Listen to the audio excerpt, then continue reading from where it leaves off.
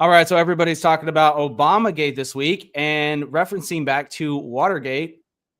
So it makes sense why. There's a couple direct connections that a lot of people have made in their minds.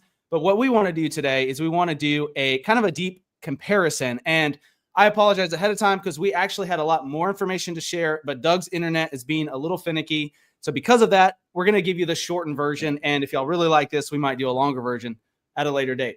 But this is what we're going to do. We're going to do a breakdown between Watergate versus Obamagate. And then after that, we're going to show you the disturbing potential connection between these two scandals.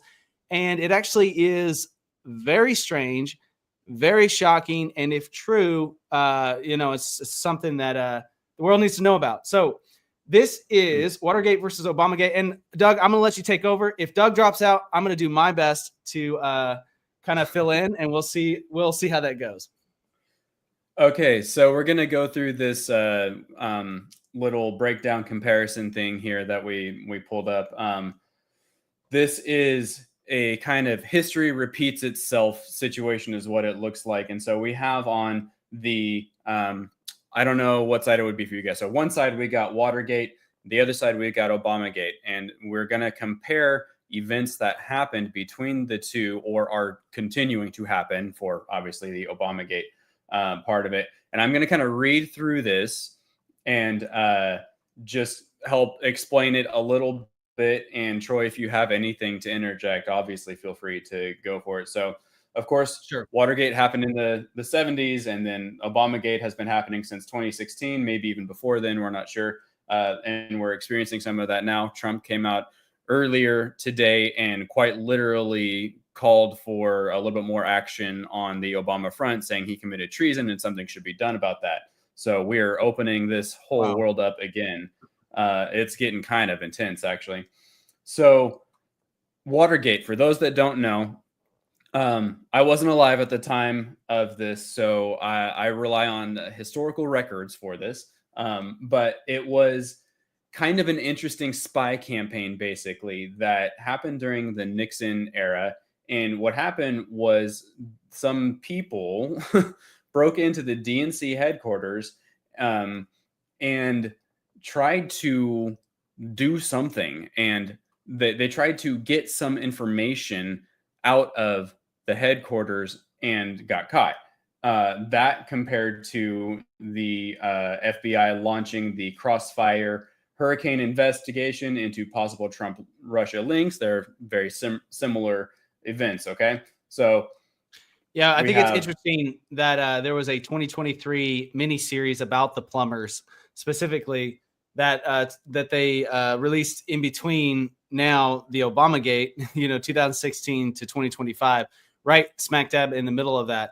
I don't know if there's anything that they were trying to infer or point to it with that, or if it just happened to be random, but I just think that's very interesting. It is interesting. This whole thing, like when you break down everything in this story, every time I read this, I'm like, this is a movie, man. This would be a really, really good movie. Not something we want to actually experience in real life. I'd rather watch this on the screen and pretend like it never happened. Right. So there's that. Okay, now we got government and intelligence involvement.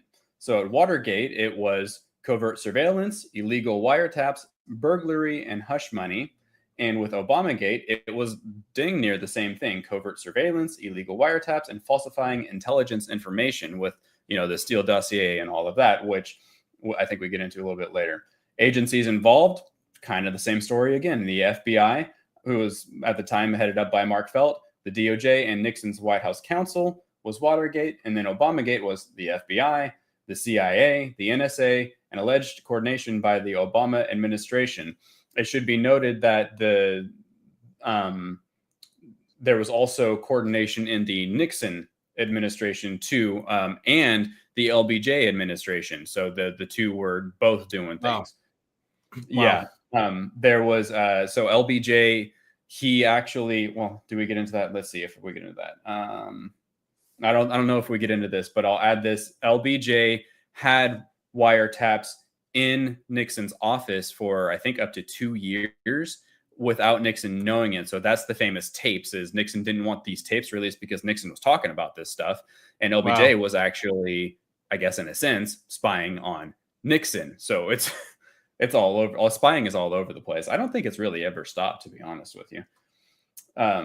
Okay, so the political key figures in this are, on the political side, Richard Nixon, of course, and then we got H.R. Haldeman, John Enrichleman. That is, I have only read that name. I haven't tried to say it yet. John Dean and John Mitchell. Ehrlichman. Why am I having that? Yeah, I think I was seeing it as an N. I thought I saw an N in there where they didn't belong one.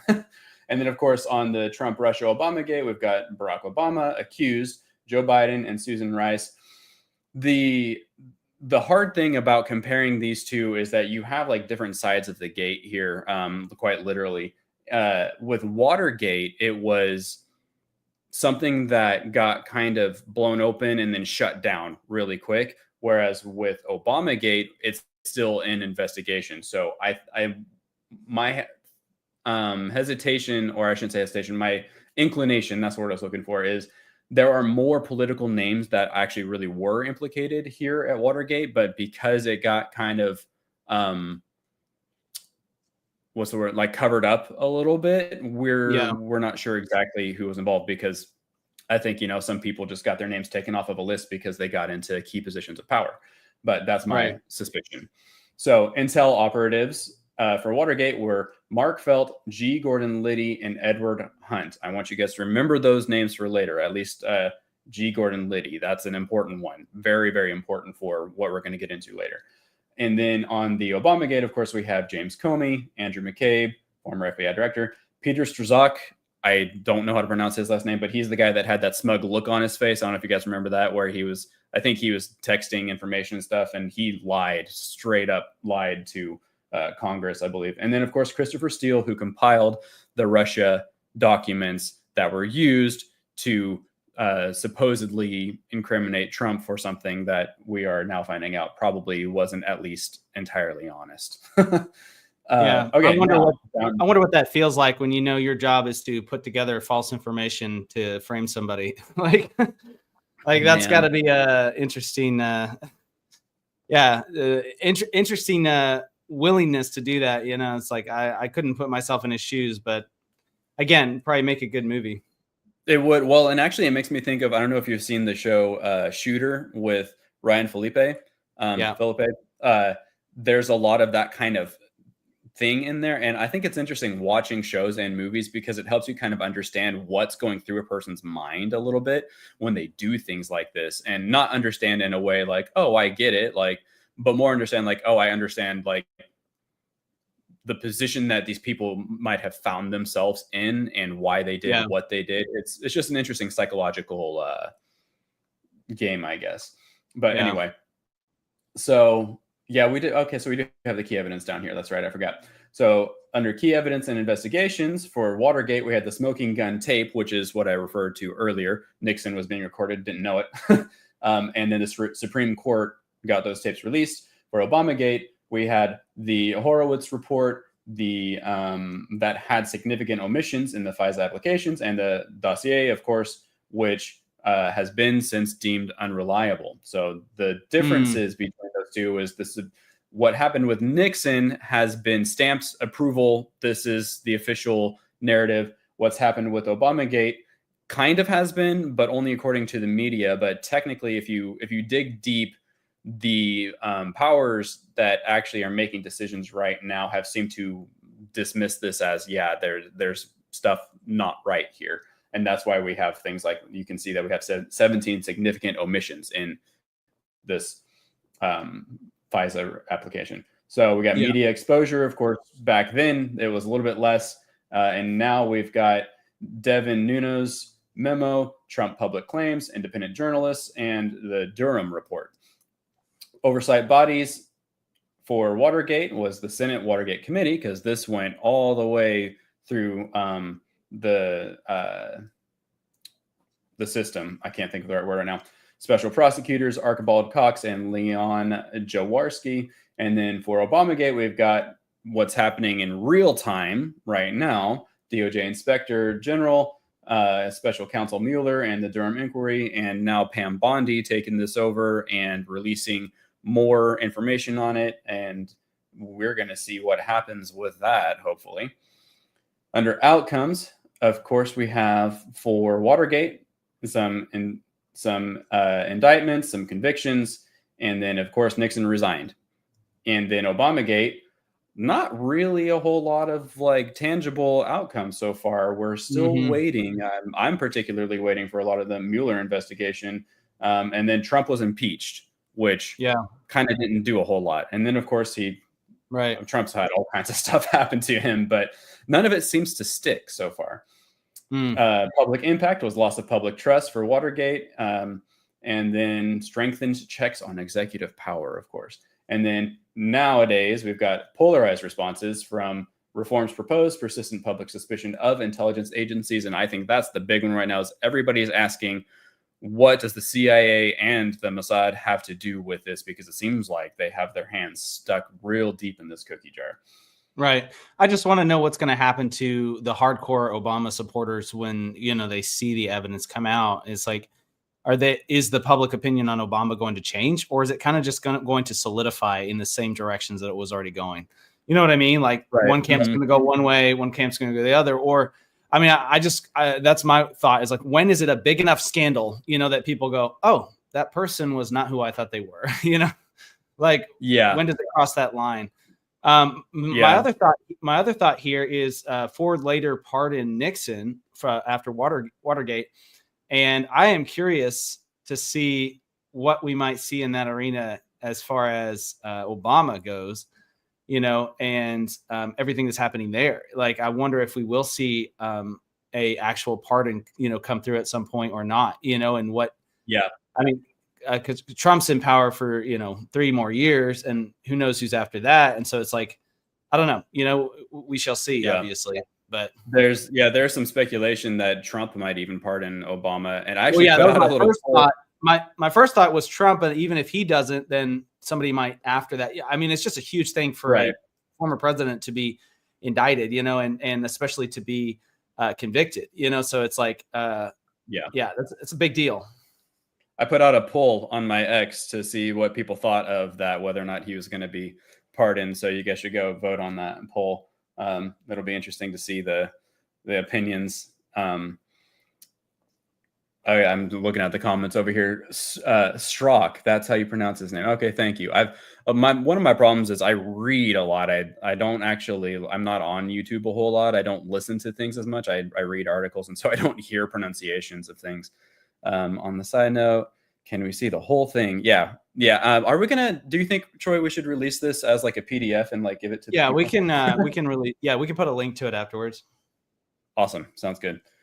Okay. Now the history repeats lens. Now this is where we're going to start getting into some of the darker side of things, I should say.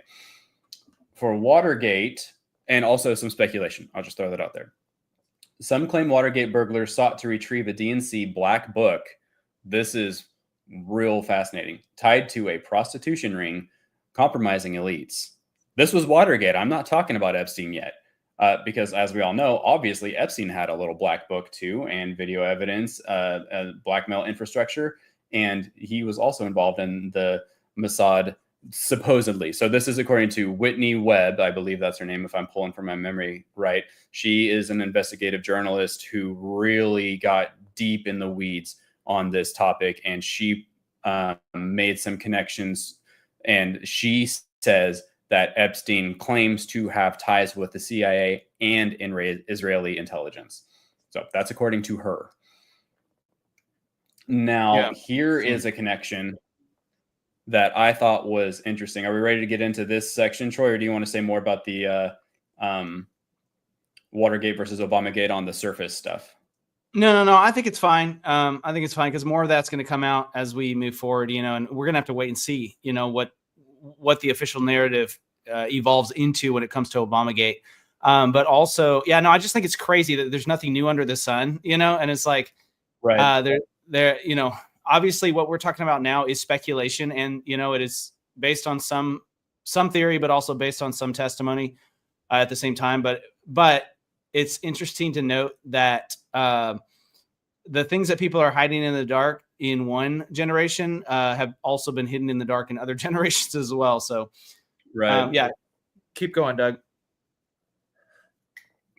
All right, cool. So I couldn't help but wonder when I was looking at this how people connected from what's happening now with Obamagate to Watergate. And I remembered that Ghislaine Maxwell's father was deeply into some of this stuff back in the day. And I was like, does he have anything to do with Watergate? And I found a connection, which I thought was interesting. So Robert Maxwell is an alleged Mossad asset. He was he lived in New York. He was basically trying to become a very powerful presence there, and he got into a lot of groups in the area. And there is a lot of evidence that suggests that he got into power in DC and with politicians and had a lot of influence and sway over the way things worked back then. And this is Ghislaine Maxwell's father. Okay. And there's a lot to this story. I'm trying to put the thoughts together in my head. Well, let me go down to my notes real quick. This is the guy that eventually got unalived at one point. Yeah, so he was known for throwing parties on his big fancy yacht because he was rich. And one fateful night, he dove off of that yacht, never to be seen again. Very unlikely. He was involved. He dove. Right. He was very deeply involved with Promis, Promis. It's a spyware that was maintained by Israeli intelligence. And that spyware was used to blackmail people, basically. This is what's called a compromat conspiracy. They used it to blackmail people into whatever they wanted. And this has been a big running theme for years now, apparently. Some of this has been supposedly debunked, but there's still a lot of information out there that kind of suggests otherwise. Anyway, so he was, man, I'm going through I have so many notes. I'm trying to get through them and find this guy's name because I don't want to accidentally forget it. Okay, so where is it? Robert Keith Gray was in Maxwell's circle, and he was the connection from Maxwell to the political elites at the time. So you can think of it like this. Ghislaine Maxwell is actually really the one who is heading up this trafficking thing. She used Epstein to make connections to people in the political world. And so it goes Maxwell, Epstein, Obama, according to this theory. Okay. In the same vein, you can think of it as Robert Maxwell, Robert Keith Gray, and the Nixon administration. They kind of connect in the same way. It's the honeypot scheme connected via the secret surveillance, CIA, Mossad, and then politicians. That's the little trio going on there. And I obviously recommend everybody go do their own research on this and see what you can find out about this man, Robert Keith Gray, and his connections with Robert Maxwell and how they got embedded into the US power circles and all that. So I saw all this and I thought, man, this literally is history repeating itself. We've got between the Black Book, the intelligence honey trap roots, and the Israeli intelligence connection. This is a weird little pattern, and I have a lot more of that down here. And I'm trying to. I'm sorry, guys. I got really thrown off because of what I like. Doug, I think to me, the main interesting point that stands out is we've got these two things that are paralleling at the same time.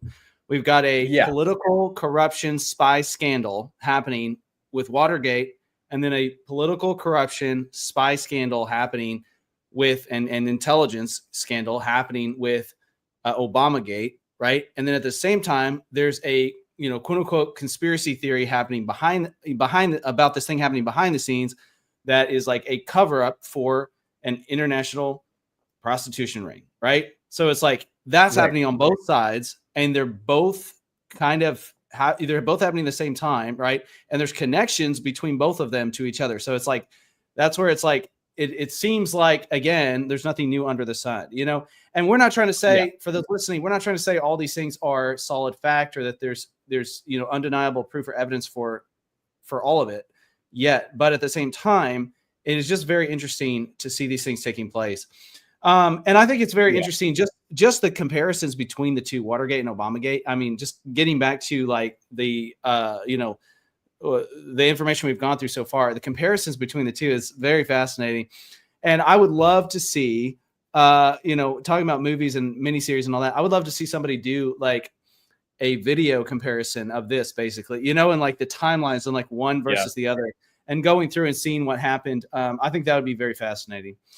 But man, I think, you know, we were talking earlier, and I remember when I was in high school, which I guess is crazy. It's crazy. It's like 20 years ago now at this point. 20 years ago when I was in high school, the people that had lived through Watergate were still so fascinated by it. It was such a huge upset. And I think this is where the parallel breaks down, because back then Watergate was huge. It was a crazy scandal. And, you know, and it was 20 years after it had taken place, or more than 20 years later. I'm in high school, and the history professors are, you know, still freaking out about it. They're still saying Watergate's the craziest thing ever. We're going to spend a whole week talking about it because it was so nuts when it happened. And yet now, to compare the two, I'm guessing Obamagate is going to be old news in like 2 weeks, you know, like, so that's just the world we live in. I mean, I'm not saying it is, you know, I think they're going to keep getting to the bottom of it, hopefully. But it's like the world we live in now, it feels like this kind of stuff happens nonstop. You know, it's like we're going from one thing to the next. Whereas back then it was like, whoa, people couldn't believe it, you know? And I think today there's just so much. We live in such a fast-paced world, and there's so many things like this happening behind the scenes that we're unaware of, that it's almost not shocking when they come out, you know, anymore. Yeah. It's not, we're not going to be telling our kids in 20 years, you know, like, oh, you will never believe what happened during Obamagate, you know, like it's just not going to necessarily be the case unless it just blows up into even more. But I just think that's interesting that like we have been desensitized so much as a culture to this kind of information and content. And I think that's why when I said the thing earlier about Obama, where it's like the Obama supporters, I honestly think large portion of them are still going to support him no matter what, you know, because it's just, I think people have, the way that our political culture has evolved, we've just gone into like echo chambers, and we just sit there and we don't ever think outside the box anymore. And it's sad. So that's my thoughts on it. Yeah. Well, I think, you're right. And it's interesting. I think maybe the top two things here is the spy campaign is repeating itself, and then the honeypot operation seems to be repeating itself. And I sent you a link on Slack, if you don't mind grabbing that and pulling it up, because it's the name that I mentioned earlier that I wanted you guys to take note of. And this is a confession by G. Gordon Litty, who was part of the Watergate. And this is what he says about Watergate. This is a deeper story than what we have even been told in our history classes back 20 years ago in high school, or whatever it was when you guys were in high school too. But I wonder if Obamagate is going to blow open the lid on Watergate, and we're going to see an exposition of all of this and finally get to know what has been happening behind the scenes and hopefully put a stop to it. That would be the greatest thing. If we could get this all exposed so that we can make this whole scheme stop, that's the end goal. But I don't know if it's going to be something that the political people in power are going to want to tell us, or if they are just going to kind of stop it and move on. But there's a lot of theories about how it's going to work out, because on the one hand, you have the idea that if they blow this wide open, it's going to cause a lot of chaos and panic, and it might not be worth it. And then you have the idea that they're not going to blow it open at all, and that they're just going to keep covering it up. And then there's everything in between on all of that. So I would like to think that this administration is actually going to do something about it and is going to shut it down. But whether or not we get to see how they do it exactly is up for question still. Interesting. Yeah. No, it's crazy. Again, you know, repeat theme. There's nothing new under the sun. It's like there's so many, man, there's so many political scandals that somehow, one way or another, wind up going back to sexual immorality. Like that's it. It's crazy. It's just like, yeah, it's nuts. Stuff that people want to keep behind closed doors, and they don't want the public to know about. And it's like, well, the public has a right to know when somebody is lying to the public, when somebody's untrustworthy, or when somebody is saying one thing and doing another. Like we have a right to know about it. And obviously politicians are not going to be perfect. That's never going to happen. But at the same time, we should hold them accountable, especially those on the conservative side that have, traditional family values. And, we have principles and morals that we live by that, it's like set a standard for this kind of thing. It's like, I think we are a louder voice than we realize. And the more we speak up and the more we try to hold our politicians accountable, the more that's actually going to take place. So the more it's going to actually cause the right people to be in power instead of the wrong people, So anyways, any closing thoughts or remarks, Doug? No, I think that I would love to go into this more. Unfortunately, like I was saying earlier, my brain got like overloaded and then overwhelmed with I got really upset at my Wi-Fi earlier for not my wife, my Wi-Fi. Just realized how I did. My wife is awesome. But that threw me off, and I wanted to do a better job on this for you guys, but hopefully we can I'm going to keep doing some research on this and see what more I can turn up with it. And we will maybe, instead of, if you guys want a video on this, maybe we'll do that.